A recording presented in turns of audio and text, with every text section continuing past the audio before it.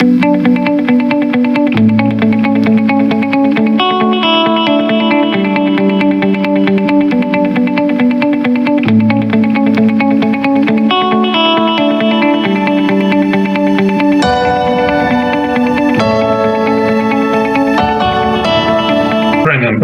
on what's going on in my country.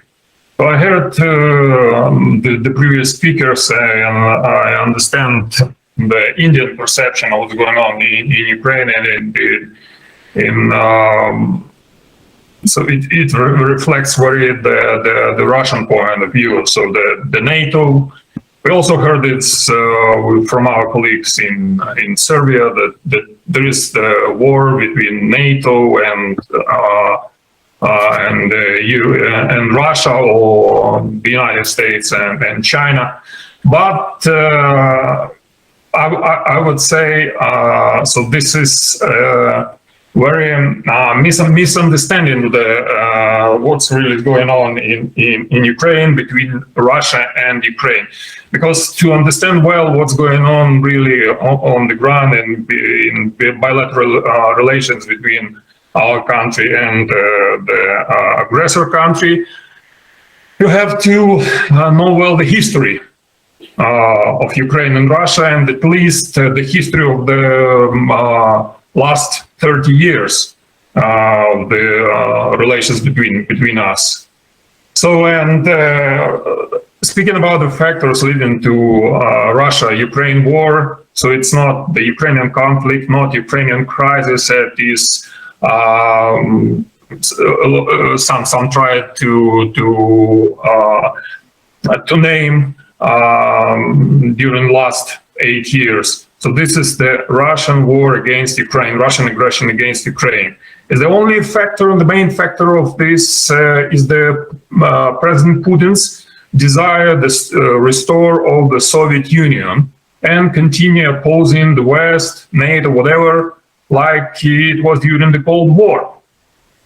So this has been his fixed idea for a long time, and to do this, he needed to destroy the Ukrainian statehood, because the Ukrainian statehood and independent Ukraine, with the Western vector of development, is the major obstacle to this. And as we also know that Putin has repeatedly called the collapse of the Soviet Union as a tragedy. So now we know that the decision to attack Ukraine was signed on January 18, so long before the real attack has happened. So that is the Russian demands not to join NATO, etc., negotiations with the United States, that all was just a delay in preparation for the offensive. Russia has consistently justified itself by saying that such actions are necessary to step, and what we heard before during this event, are necessary to step to prevent Ukraine from joining NATO and bringing NATO closer to Russia borders. Also, Russia is trying to impose the view that this war is a confrontation between the United States and Russia, as I mentioned before also. And this Russia is thus protecting itself from the United States' intentions to ruin it. And this is view, as I see, is quite popular in many societies. But the fact is that throughout the existence of independent Ukraine, I mean, these last 30 years, the European Union and NATO especially have made no promises. No promises, I'd like to stress this, no promises that Ukraine has any real chance of becoming a member of these organizations. Yes, they said that the doors were open, but no specific promises, especially documented. So therefore, the Russia's explanation that in such a way it didn't want NATO to approach to each borders is absolutely nonsense. So what's going on now in Ukraine? So as you know, on February 24, Russia launched a large-scale attack on Ukraine. Nobody expected that, but unfortunately that happened. So, and they call this a special operation on denazification. So they planned this to finish in a few days and finally get the total control over Ukraine. 2-3 days was special operations.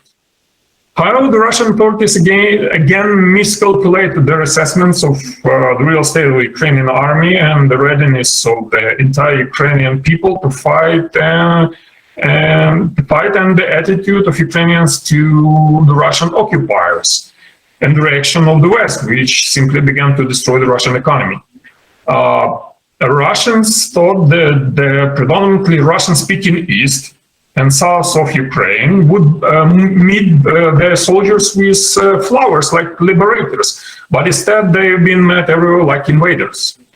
Even in those cities of the south and the east of Ukraine, which are now temporarily under the control, are not under control of the Russian government, people hold rallies every day in front of the armed Russian soldiers. And they urge them to leave and to tell them they are not happy with their presence there. So instead of blitzkrieg, which President Putin was counting on, Russian troops have stuck in Ukraine and are losing the manpower, weapons and military equipment. So as of today, Russia's military losses are as follows. More than 12,000 servicemen, about 2 of them are conscripts. They claim that they have very few conscripts in Ukraine, but it's not true, because the video proves with the conversations of the captures Russian soldiers in Ukraine, a lot of them are conscripts. About 2,000 soldiers are captives. So they lost more than 350 tanks, more than 1,200 armored vehicles, about 200 artillery systems, about 30 air defense systems, about 60 aircrafts and helicopters.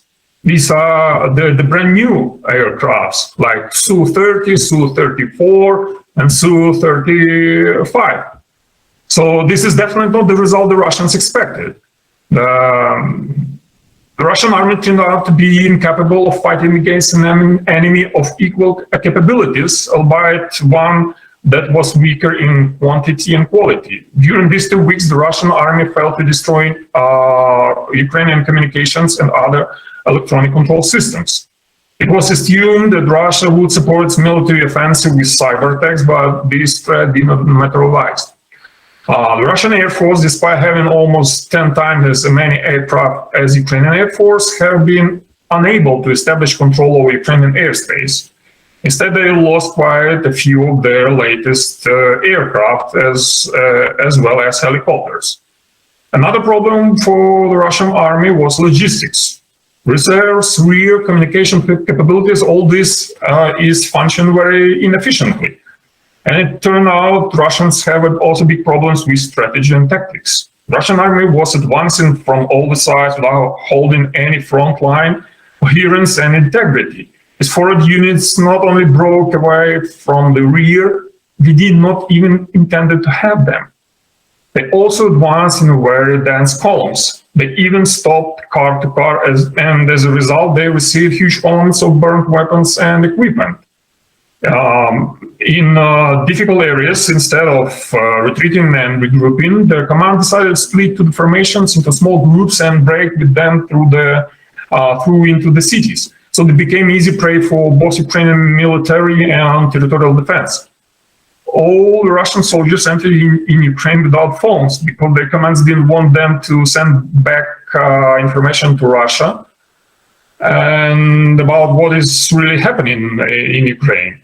As a result, the soldiers scattered across the Ukrainian forests and fields without the ability to determine their location, and their relatives and friends in Russia have no connection with them.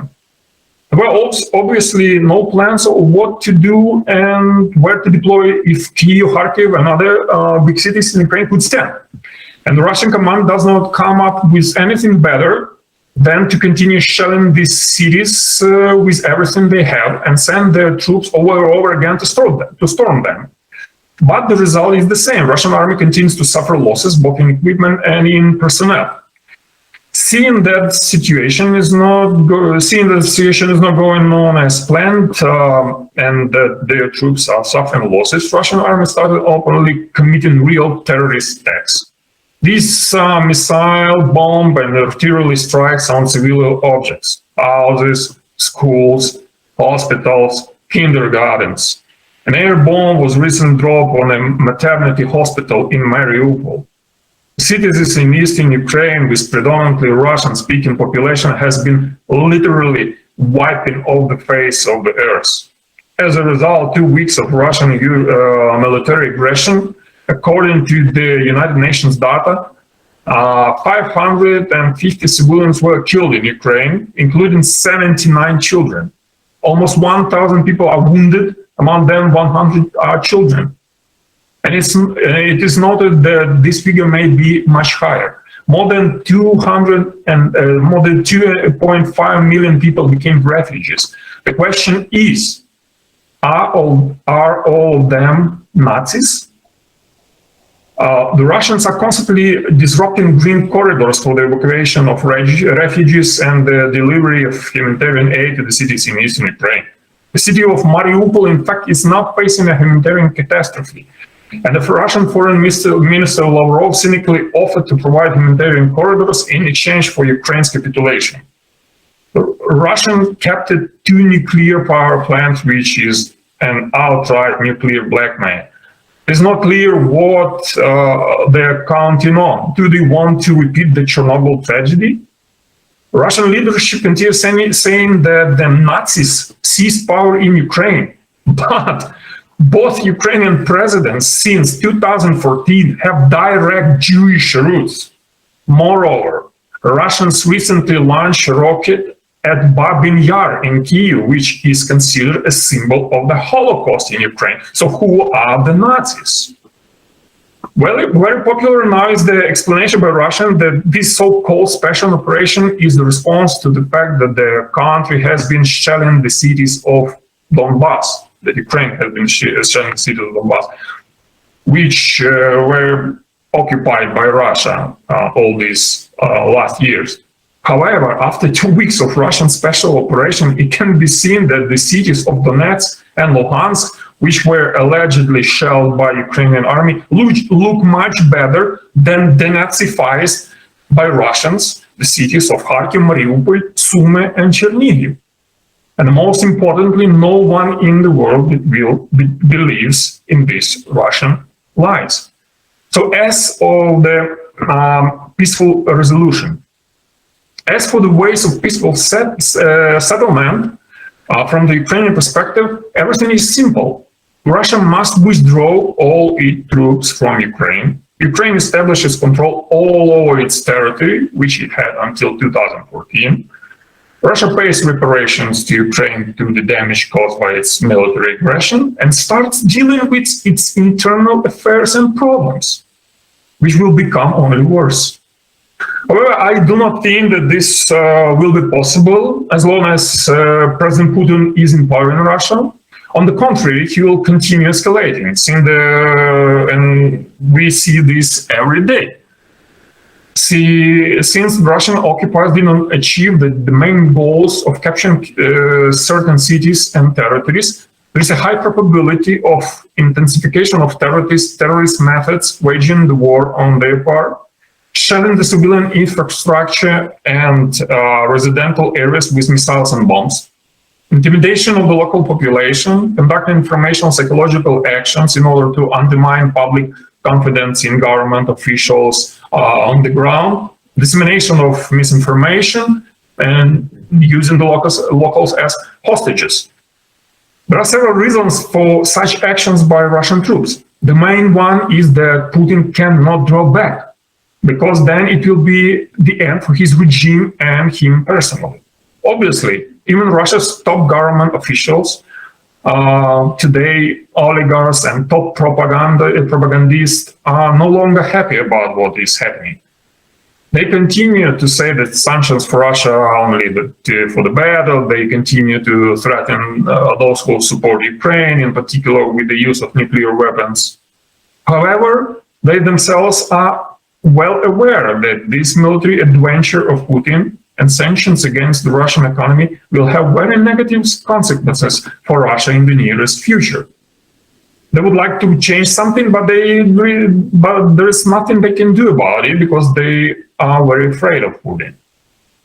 At the same time, Putin will continue to order the destruction of Ukraine's civilian infrastructure, terrorize the civilian population, send the next cannon fodder for slaughter. Yes, all the Russian soldiers in Ukraine now, they are cannon fodder. It is possible that if the situation for Russian troops worsens, Putin may be ordered to use weapons of mass destruction, nuclear or chemical. Nevertheless, Ukraine will continue to fight and kill all Russian occupiers who come to its land. So that's it from my side so far, and we'll continue during the discussion. Thanks.